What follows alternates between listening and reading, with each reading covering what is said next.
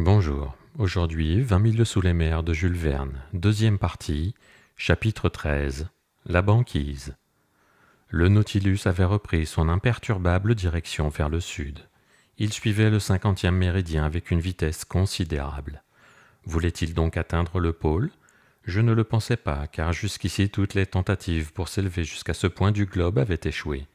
La saison d'ailleurs était déjà fort avancée, puisque le 13 mars des terres antarctiques correspond au 13 septembre des régions boréales, qui commence la période équinoxiale. Le 14 mars, j'aperçus des glaces flottantes par 55 degrés de latitude, simples débris blafards de 20 à 25 pieds, formant des écueils sur lesquels la mer déferlait. Le Nautilus se maintenait à la surface de l'océan. Ned Land, ayant déjà pêché dans les mers arctiques, était familiarisé avec ce spectacle des icebergs. Conseil et moi, nous l'admirions pour la première fois. Dans l'atmosphère, vers l'horizon du sud, s'étendait une bande blanche d'un éblouissant aspect. Les baleiniers anglais lui ont donné le nom de Ice Blink. Quelque épais que soient les nuages, ils ne peuvent l'obscurcir. Elle annonce la présence d'un pack ou d'un banc de glace. En effet, bientôt apparurent des blocs plus considérables, dont l'éclat se modifiait suivant les caprices de la brume. Quelques-unes de ces masses montraient des veines vertes, comme si le sulfate de cuivre en eût tracé les lignes ondulées. D'autres, semblables à d'énormes améthystes, se laissaient pénétrer par la lumière. Celles-ci réverbéraient les rayons du jour sur 1000 facettes de leurs cristaux. Celles-là, nuancées des vifs reflets du calcaire, auraient suffi à la construction de toute une ville de marbre.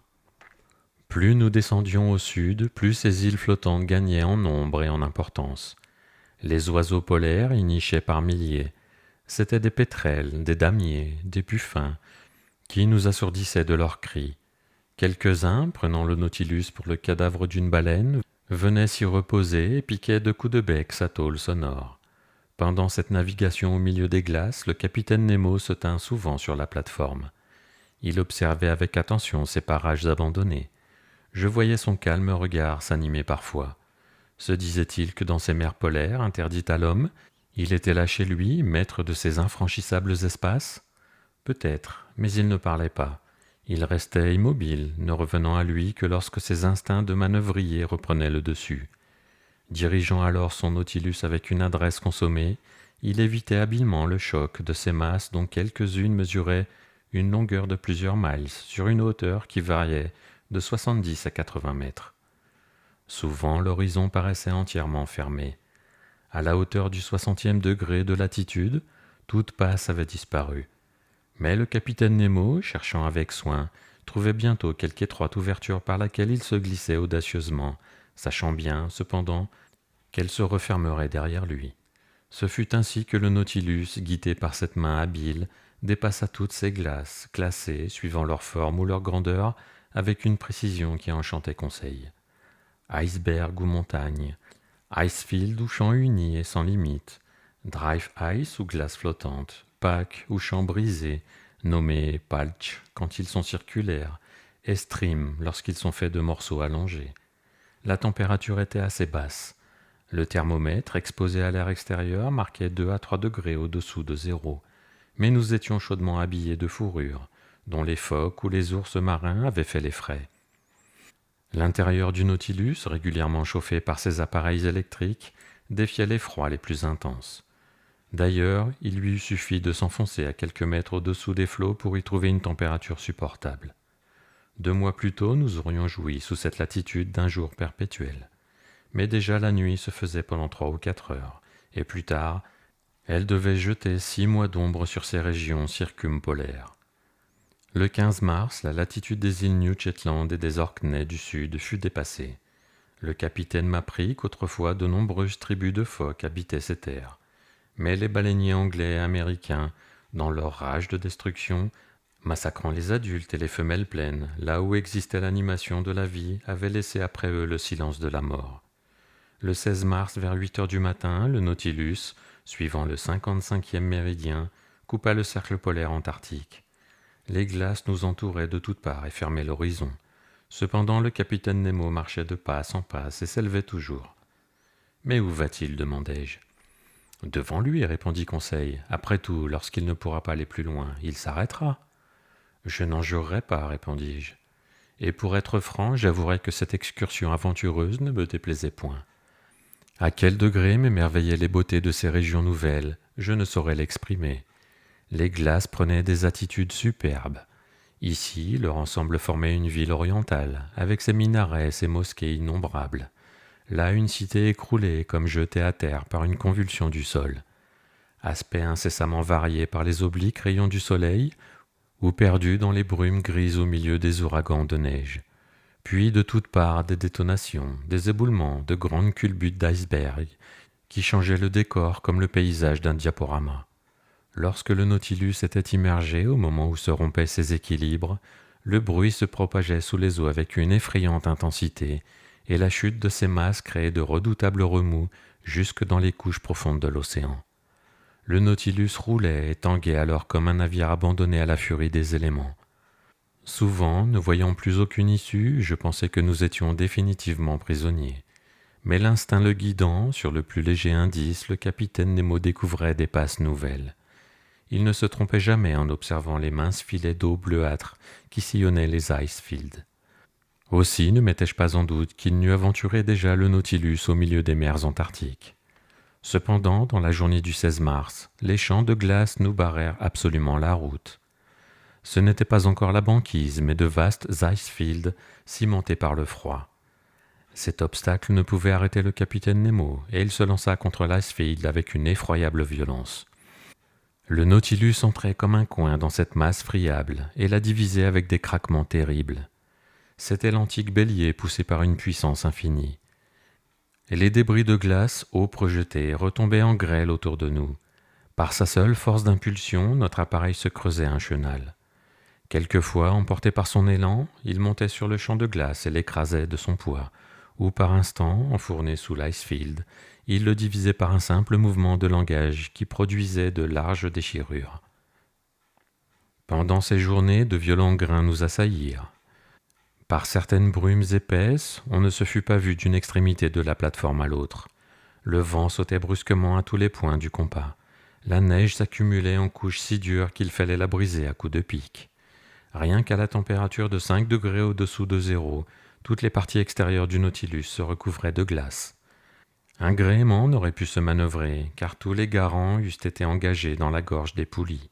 Un bâtiment sans voile, ému par un moteur électrique qui se passait de charbon, pouvait seul affronter d'aussi hautes latitudes. Dans ces conditions, le baromètre se tint généralement très bas. Il tomba même à 73,5 cm. Les indications de la boussole n'offraient plus aucune garantie. Ces aiguilles affolées marquaient des directions contradictoires, en s'approchant du pôle magnétique méridional qui ne se confond pas avec le sud du monde.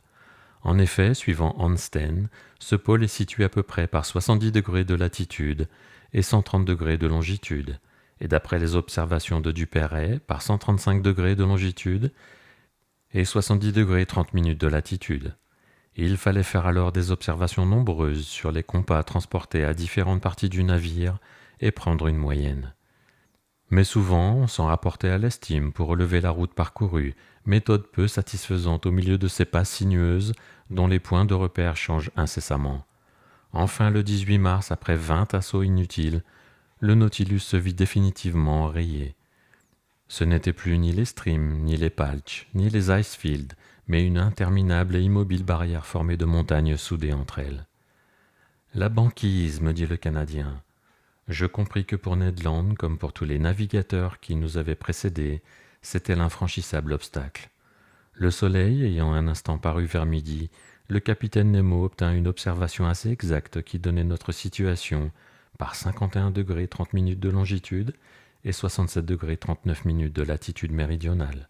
C'était déjà un point avancé des régions antarctiques. De mer, de surface liquide, il n'y avait plus apparence devant nos yeux. Sous l'éperon du Nautilus s'étendait une vaste plaine tourmentée, enchevêtrée de blocs confus, avec tout ce pêle-mêle capricieux qui caractérise la surface d'un fleuve quelque temps avant la débâcle des glaces, mais sur des proportions gigantesques. Ça et là, des pics aigus, des aiguilles déliées s'élevant à une hauteur de 200 pieds. Plus loin, une suite de falaises taillées à pic et revêtues de teintes grisâtres, vaste miroir qui reflétait quelques rayons de soleil à demi noyés dans les brumes. Puis, sur cette nature désolée, Un silence farouche, à peine rompu par le battement d'ailes des pétrels ou des puffins. Tout était gelé alors. Tout était gelé alors, même le bruit. Le Nautilus dut donc s'arrêter dans son aventureuse course au milieu des champs de glace. « Monsieur, me dit ce jour-là Ned Land, si votre capitaine va plus loin, eh bien, ce sera un maître homme. Pourquoi, Ned ? Parce que personne ne peut franchir la banquise. Il est puissant, votre capitaine, mais mille diables, il n'est pas plus puissant que la nature, et là où elle a mis des bornes, il faut que l'on s'arrête bon gré mal gré. En effet, Ned Land, et cependant j'aurais voulu savoir ce qu'il y a derrière cette banquise. Un mur, voilà ce qui m'irrite le plus. Monsieur a raison, dit Conseil, les murs n'ont pas été inventés pour agacer les savants. Il ne devrait y avoir de mur nulle part. Bon, fit le Canadien, derrière cette banquise, on sait bien ce qui se trouve. Quoi donc, demandai-je. De la glace, et toujours de la glace. Vous êtes certain de ce fait, Ned, répliquai-je, mais moi je ne le suis pas. Voilà pourquoi je voudrais aller voir. Eh bien, monsieur le professeur, répondit le Canadien, renoncez à cette idée. Vous êtes arrivé à la banquise, ce qui est déjà suffisant, et vous n'irez pas plus loin, ni votre capitaine Nemo, ni son Nautilus. Et qu'il le veuille ou non, nous reviendrons vers le nord, c'est-à-dire au pays des honnêtes gens. Je dois convenir que Ned Land avait raison. Et tant que les navires ne seront pas faits pour naviguer sur les champs de glace, ils devront s'arrêter devant la banquise. En effet, malgré ses efforts, malgré les moyens puissants employés pour disjoindre les glaces, le Nautilus fut réduit à l'immobilité. Ordinairement, qui ne peut pas aller plus loin en est quitte pour revenir sur ses pas. Mais ici, revenir était aussi impossible qu'avancer, car les passes s'étaient refermées derrière nous, et pour peu que notre appareil demeurât stationnaire, il ne tarderait pas à être bloqué. Ce fut même ce qui arriva vers 2 heures du soir, et la jeune glace se forma sur ses flancs avec une étonnante rapidité. Je dus avouer que la conduite du capitaine Nemo était plus qu'imprudente. J'étais en ce moment sur la plateforme. Le capitaine, qui observait la situation depuis quelques instants, me dit « Eh bien, monsieur le professeur, qu'en pensez-vous » ? « Je pense que nous sommes pris, capitaine. »« Pris ? Et comment l'entendez-vous » ? « J'entends que nous ne pouvons aller ni en avant, ni en arrière, ni d'aucun côté. C'est, je crois, ce qui s'appelle pris, du moins sur les continents habités. Ainsi, monsieur Aronnax, vous pensez que le Nautilus ne pourra pas se dégager ? Difficilement, capitaine, car la saison est déjà trop avancée pour que vous comptiez sur une débâcle des glaces.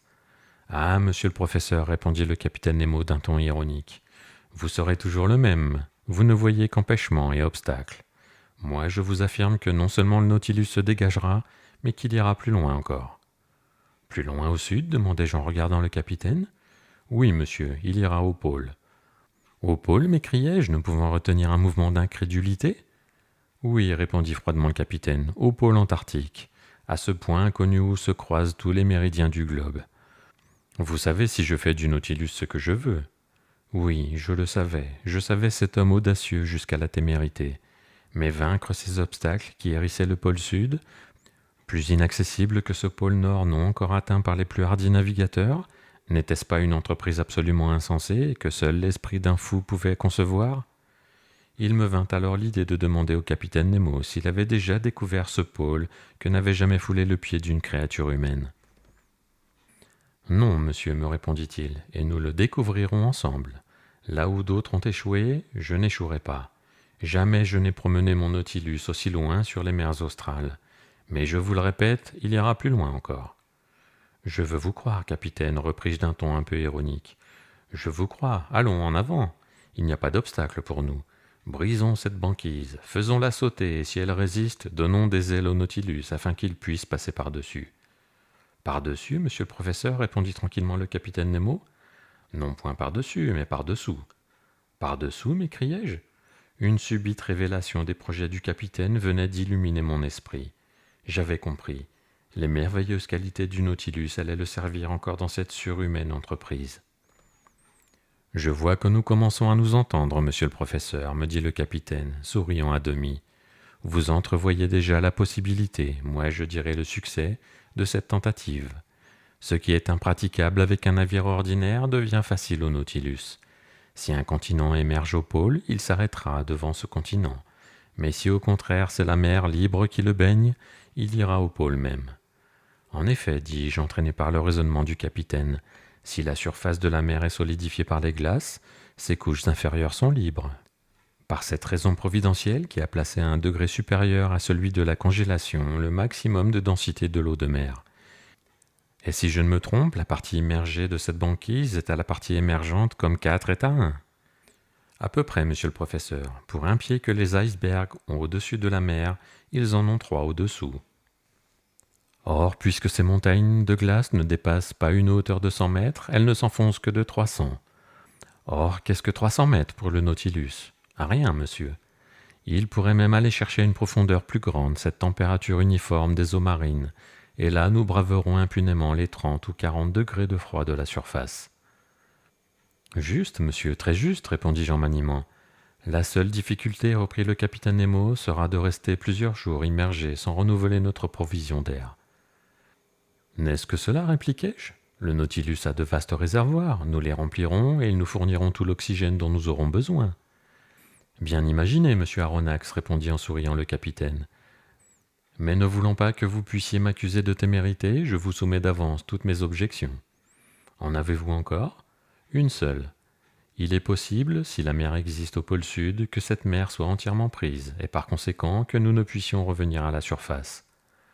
Bon, monsieur, oubliez-vous que le Nautilus est armé d'un redoutable éperon, et ne pourrons-nous le lancer diagonalement contre ces champs de glace qui souffriront au choc? Eh, monsieur le professeur, vous avez des idées aujourd'hui. D'ailleurs, capitaine, ajoutai-je en m'enthousiasmant de plus belle, pourquoi ne rencontrerait-on pas la mer libre au pôle sud comme au pôle nord? Les pôles du froid et les pôles de la Terre ne se confondent ni dans l'hémisphère austral ni dans l'hémisphère boréal, et jusqu'à preuve du contraire, on doit supposer ou un continent ou un océan dégagé de glace à ces 2 points du sol. Je le crois aussi, monsieur Aronnax, répondit le capitaine Nemo. Je vous ferai seulement observer qu'après avoir émis tant d'objections contre mon projet, maintenant vous m'écrasez d'arguments en sa faveur. Le capitaine Nemo disait vrai. J'en étais arrivé à le vaincre en audace. C'était moi qui l'entraînais au pôle. Je le devançais, je le distançais. Mais non, pauvre fou, le capitaine Nemo savait mieux que toi le pour et le contre de la question, et il s'amusait à te voir emporter dans tes rêveries de l'impossible. Cependant, il n'avait pas perdu un instant. À un signal, le second parut. Ces 2 hommes s'entretinrent rapidement dans leur incompréhensible langage, et soit que le second eût été antérieurement prévenu, soit qu'il trouvât le projet praticable, il ne laissa voir aucune surprise. Mais si impassible qu'il fût, il ne montra pas une plus complète impassibilité que Conseil, lorsque j'annonçai à ce digne garçon notre intention de pousser jusqu'au pôle sud. Comme il plaira à monsieur, accueillit ma communication, et je dus m'en contenter. Quant à Ned Land, si jamais épaules se levèrent haut, ce furent celles du Canadien. Voyez-vous, monsieur, me dit-il, vous et votre capitaine, vous me faites pitié. Mais nous irons au pôle, maître Ned. Possible, mais vous n'en reviendrez pas. Et Ned Land rentra dans sa cabine pour ne pas faire un malheur, dit-il en me quittant. Cependant, les préparatifs de cette audacieuse tentative venaient de commencer. Les puissantes pompes du Nautilus refoulaient l'air dans les réservoirs et l'emmagasinaient à une haute pression. Vers 4 heures, le capitaine Nemo m'annonça que les panneaux de la plateforme allaient être fermés. Je jetai un dernier regard sur l'épaisse banquise que nous allions franchir. Le temps était clair, l'atmosphère assez pure, le froid très vif, 12 degrés au-dessous de zéro. Le vent s'étant calmé, cette température ne semblait pas trop insupportable. Une dizaine d'hommes montèrent sur les flancs du Nautilus et, armés de pics, ils cassèrent la glace autour de la carène qui fut bientôt dégagée. Opération rapidement pratiquée car la jeune glace était mince encore. Tous nous rentrâmes à l'intérieur. Les réservoirs habituels se remplirent de cette eau tenue libre à la flottaison. Le Nautilus ne tarda pas à descendre. J'avais pris place au salon avec Conseil. Par la vitre ouverte, nous regardions les couches inférieures de l'océan austral. Le thermomètre remontait. L'aiguille du manomètre déviait sur le cadran. À 300 mètres environ, ainsi que l'avait prévu le capitaine Nemo, nous flottions sous la surface ondulée de la banquise. Mais le Nautilus s'immergea plus bas encore. Il atteignit une profondeur de 800 mètres. La température de l'eau, qui donnait 12 degrés à la surface, n'en accusait plus que 11. 2 degrés étaient déjà gagnés. Il va sans dire que la température du Nautilus, élevée par ses appareils de chauffage, se maintenait à un degré très supérieur. Toutes les manœuvres s'accomplissaient avec une extraordinaire précision. « On passera, n'en déplaise à monsieur, me dit Conseil. » J'y compte bien, répondis-je avec le ton d'une profonde conviction. Sous cette mer libre, le Nautilus avait pris directement le chemin du pôle, sans s'écarter du 52e méridien. De 67 degrés 30 minutes à 90 degrés, 22 degrés et demi en latitude restaient à parcourir, c'est-à-dire un peu plus de 500 lieues. Le Nautilus prit une vitesse moyenne de 26 miles à l'heure, la vitesse d'un train express. S'il la conservait, 40 heures lui suffisaient pour atteindre le pôle. Pendant une partie de la nuit, la nouveauté de la situation nous retint, Conseil et moi, à la vitre du salon. La mer s'illuminait sous l'irradiation électrique du fanal. Mais elle était déserte. Les poissons ne séjournaient pas dans les eaux prisonnières. Ils ne trouvaient là qu'un passage pour aller de l'océan Antarctique à la mer libre du pôle. Notre marche était rapide. On la sentait telle au tressaillement de la longue coque d'acier. Vers 2 heures du matin, j'allais prendre quelques heures de repos. Conseil m'imita. En traversant les coursives, je ne rencontrai point le capitaine Nemo. Je supposais qu'il se tenait dans la cage du timonier. Le lendemain 19 mars, à 5 heures du matin, je repris mon poste dans le salon. Le loch électrique m'indiqua que la vitesse du Nautilus avait été modérée. Il remontait alors vers la surface, mais prudemment, en vidant lentement ses réservoirs. Mon cœur battait. Allions-nous émerger, retrouver l'atmosphère libre du pôle? Non. Un choc m'apprit que le Nautilus avait heurté la surface inférieure de la banquise, très épaisse encore, à en juger par la matité du bruit. En effet, nous avions touché, pour employer l'expression marine, mais en sens inverse et par 1000 pieds de profondeur, ce qui donnait 2000 pieds de glace au-dessus de nous, dont 1000 émergeaient. La banquise présentait alors une hauteur supérieure à celle que nous avions relevée sur ses bords, circonstance peu rassurante. Pendant cette journée, le Nautilus recommença plusieurs fois cette même expérience, et toujours il vint se heurter contre la muraille qui plafonnait au-dessus de lui. À de certains instants, il la rencontra par 900 mètres, ce qui accusait 1200 mètres d'épaisseur, dont 200 mètres s'élevaient au-dessus de la surface de l'océan. C'était le double de sa hauteur au moment où le Nautilus s'était enfoncé sous les flots. Je notai soigneusement ces diverses profondeurs, et j'obtins ainsi le profil sous-marin de cette chaîne qui se développait sous les eaux. Le soir, aucun changement n'était survenu dans notre situation. Toujours la glace entre 4 et 500 mètres de profondeur. Diminution évidente, mais quelle épaisseur encore entre nous et la surface de l'océan. Il était 8 heures alors. Depuis 4 heures déjà, l'air aurait dû être renouvelé à l'intérieur du Nautilus, suivant l'habitude quotidienne du bord. Cependant, je ne souffrais pas trop, bien que le capitaine Nemo n'eût pas encore demandé à ses réservoirs un supplément d'oxygène. Mon sommeil fut pénible pendant cette nuit. Espoir et crainte m'assiégeaient tour à tour. Je me relevai plusieurs fois. Les tâtonnements du Nautilus continuaient. Vers 3 heures du matin, j'observai que la surface inférieure de la banquise se rencontrait seulement par 50 mètres de profondeur. 150 pieds nous séparaient alors de la surface des eaux. La banquise redevenait peu à peu Icefield. La montagne se refaisait la plaine. Mes yeux ne quittaient plus le manomètre. Nous remontions toujours en suivant, par une diagonale, la surface resplendissante qui étincelait sous les rayons électriques. La banquise s'abaissait en dessus et en dessous par des rampes allongées. Elle s'amincissait de mille en mille. Enfin, à 6 heures du matin, ce jour mémorable du 19 mars, la porte du salon s'ouvrit. Le capitaine Nemo parut. « La mer libre, me dit-il. » Merci de m'avoir écouté. On se retrouve très vite pour la suite de 20 000 lieues sous les mers.